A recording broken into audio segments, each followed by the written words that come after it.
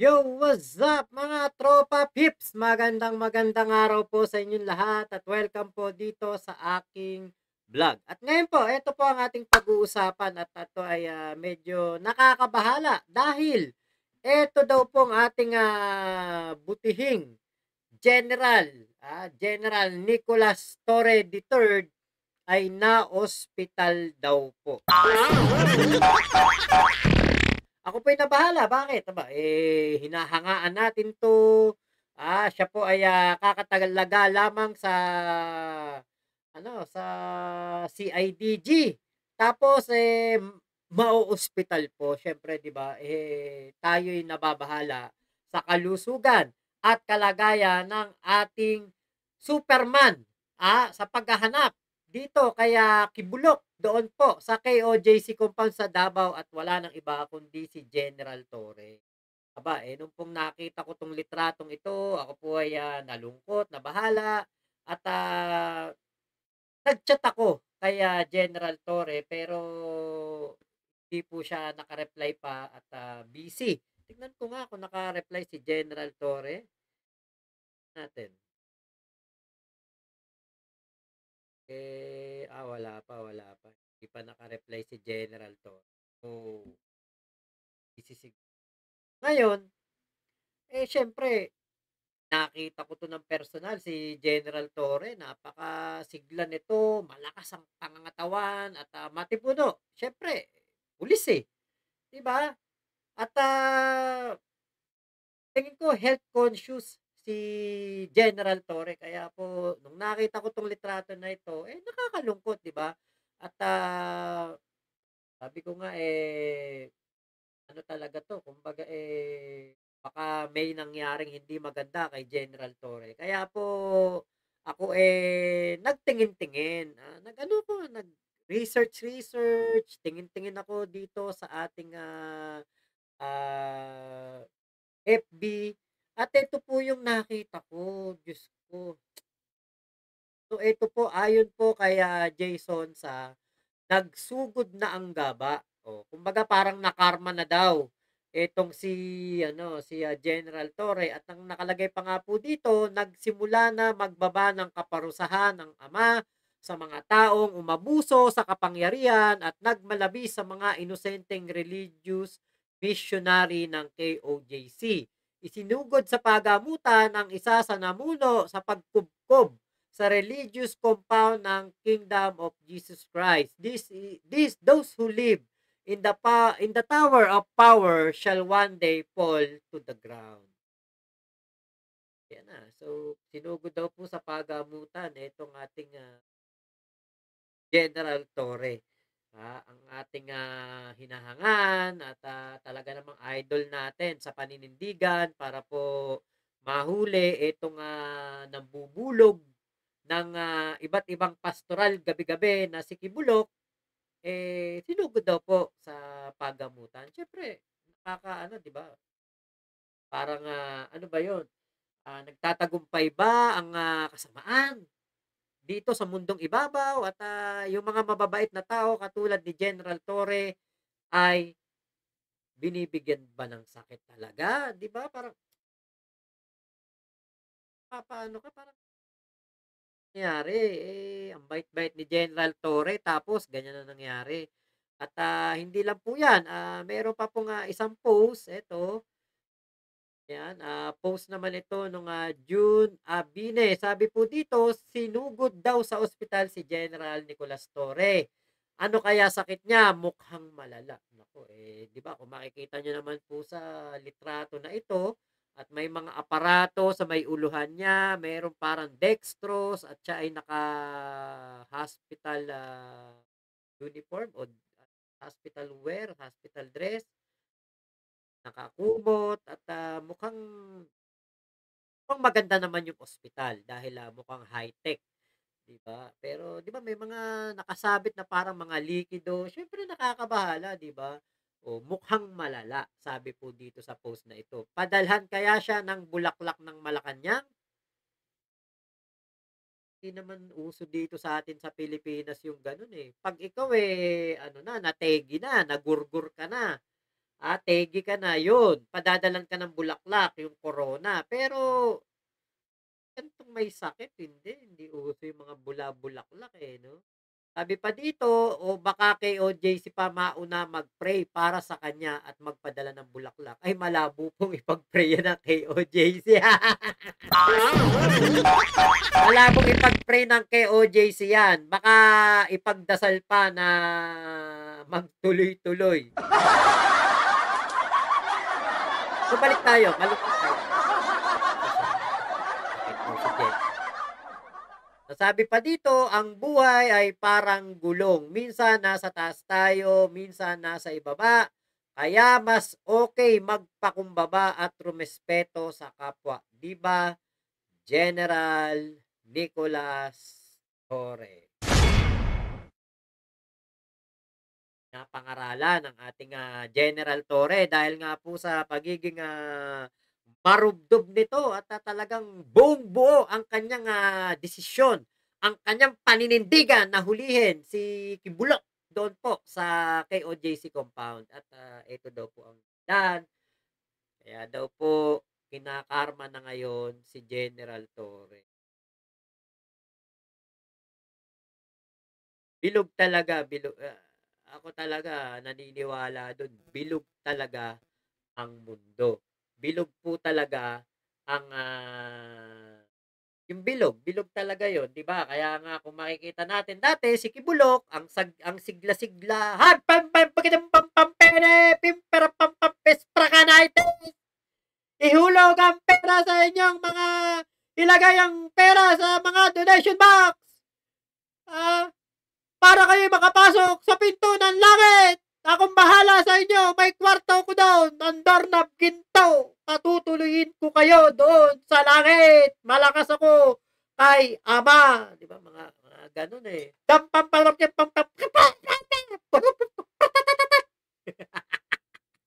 Ay, ay, sorry. Masaya nga pala tayo ay, malungkot nga pala tayo dapat kasi sabi may sakit si General Torre. Ayan. So, kung ano man po yung karamdaman ni General Torre, sige, 'di ba? Sana, kung ano man yung kanyang karamdaman, 'di ba, kung masakit ulo niya, masakit katawan niya, sana gumaling po siya kaagad. Pero hindi po dun nagtatapos etong ating, vlog na ito. At, dahil nga po siyempre, ang ating slogan diyan, tamang info para sa Pilipino. Nagtingin-tingin po ako, chineck ko yung FB page o FB account ni General Nicolas Torre III. Ito yung legit account niya at ito yung may check, blue badge. Ito po ang aking nakita. Ayan. Ayan, dito sa screen nyo, yan po yung aking nakita. At nakalagay po dyan, nagpa-ospital, pumogi. Teka, kamukha ko ba ang na-ospital? May cleft chin. Ayun, may cleft chin. Oh. Malago pa ang buhok, pogi, at makisig. Ayan, di ba? Aba, sabihin nyo naman kung saang ospital to, susunod ako at magpapakonfine agad. Kidding aside, hindi ako na-ospital at wala akong sakit. Ang picture na ito ay gawa-gawa lamang ng mga alipores ni Kingdom of Satanist Alliance.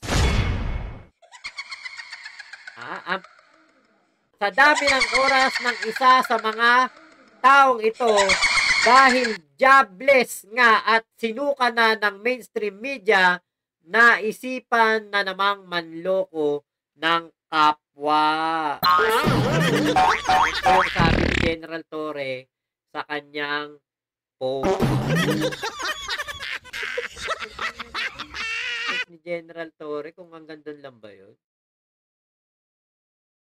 Kasi maganda yung ano yung makita natin baka mamaya lang hanggang doon. Ano, ako na, ako na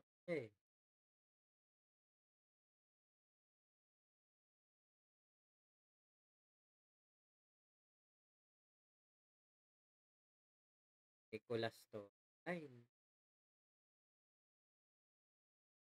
baka hindi do'n nagtatapos, eh, do'n sa may kapwa.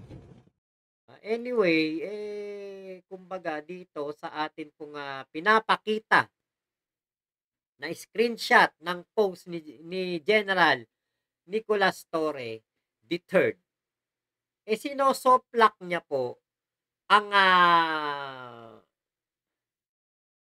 post nitong June Abines at ni J. Kumag Sonsa, ayan, ayan.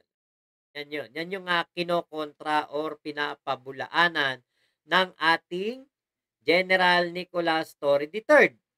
At kasabay po ng post na yan, abay nagtingin-tingin pa rin tayo. I-search mo lang Nicolas Torre III, o General Nicolas Torre. Meron ka nang makikita na video, or post. Ito po yung makikita ninyo. Nakita ko yung video na yan.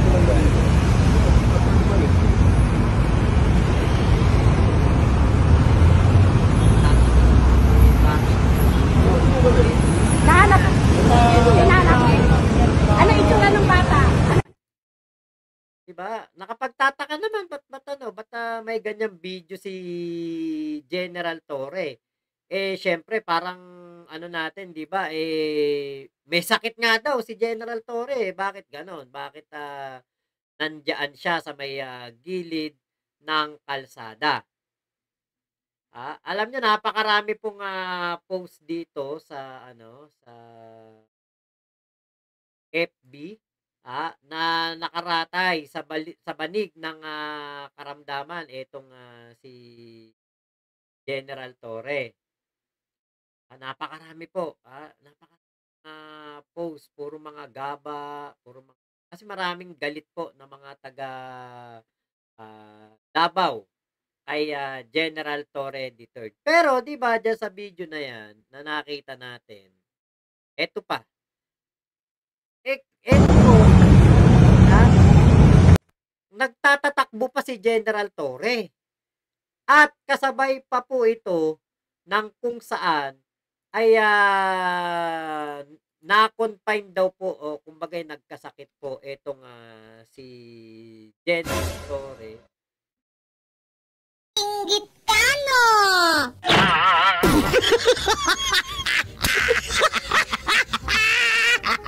Eto, kasabay po, eto, buti na lang nakita ko.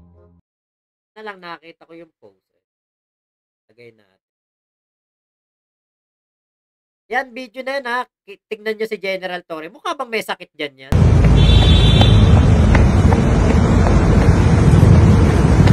Mukha bang may sakit dyan si General Torre?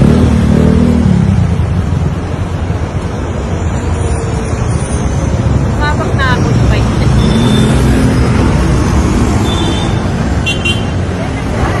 Tatatakbo pa. Ayun, eto naman, pakita natin. May nag-post po, January 11. Ay, napakalaki.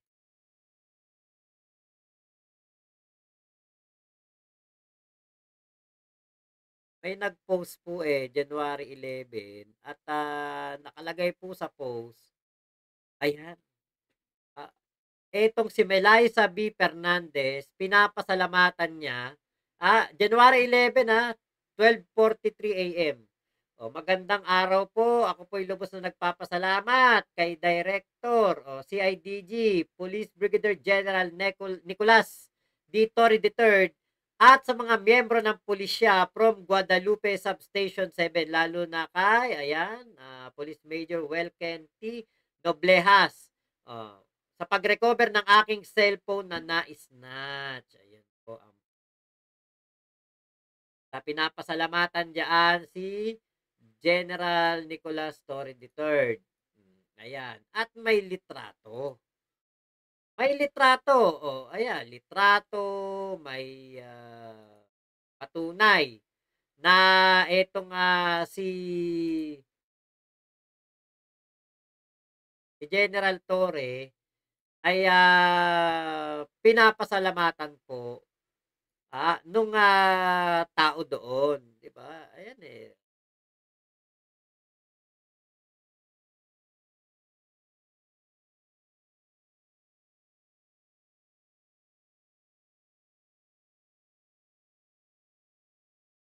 Pinapasalamatan po siya. Ibig sabihin po eh, fake news. Etong mga kumag na nagsasabi na may sakit si General Torre. Kasi nga po, iba, biruin nyo, eto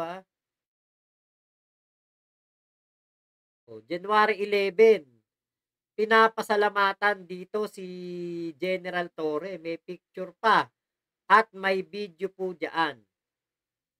May picture and video. Ayan. Ayan yung video. Nagtatatakbo si General Torre. Rumesponde si IDG chip na yan rumesponde pa sa snatcha ng cellphone. Ganyan po ka-dedicated si General Torre sa kanyang trabaho. Mabalik talaga siya sa ganun. Pero ito po yung video. Ayan yung natatakbo si General Torre.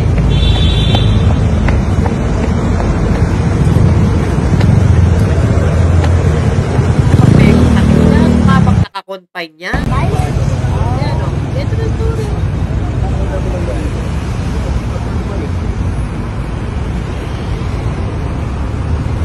Kaya po itong mga post nila Jason Sangkumag, fake news po ito.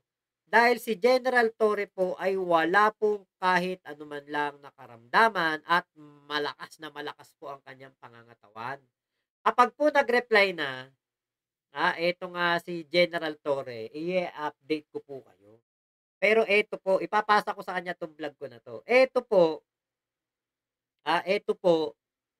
ang pagsoplak dyan ni General Torre. Ganyan po katindi ang mga kampo ng kulto ni Kibulok na nagnanais na si General Torre po ay masaktan, magkaroon po ng sakit.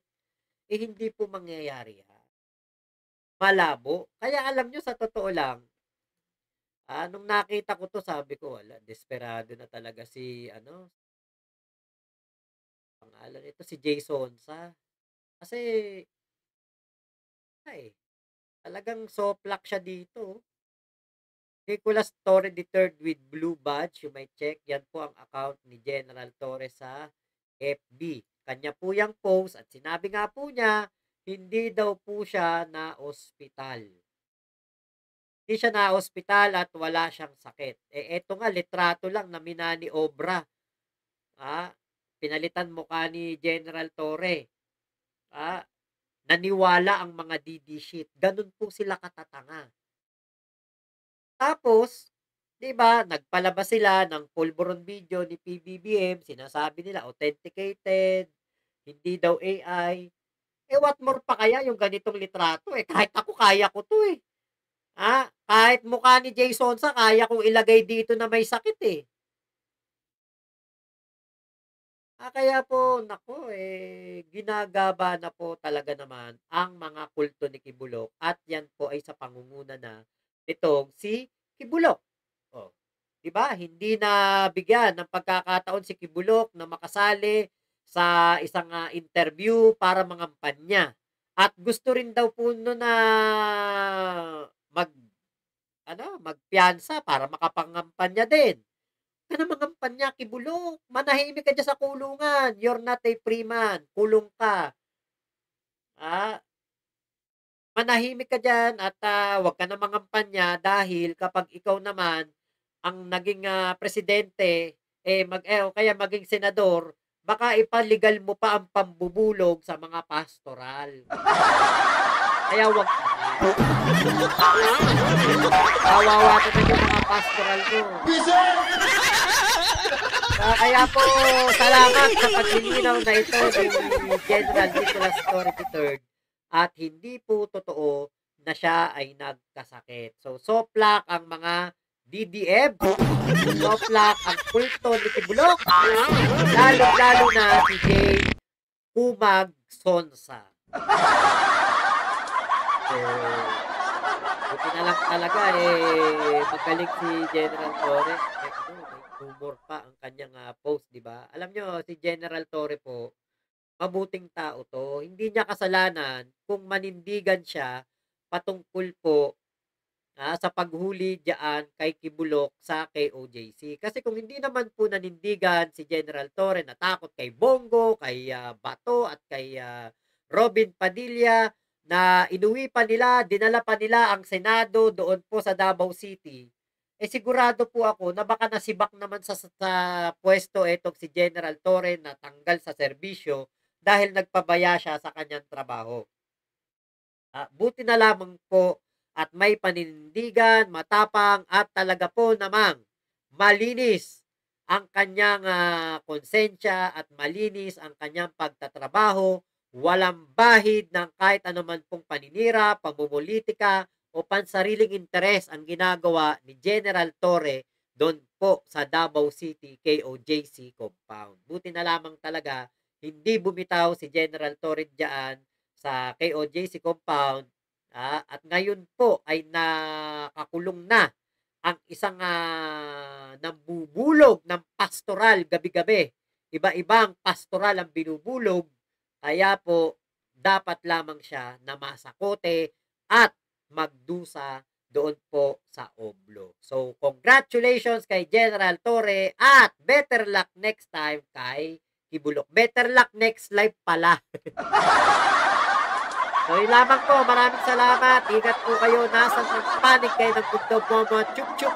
Love you. God bless us all, Pilipinas. God first. Thank you po. Salamat. Thank you.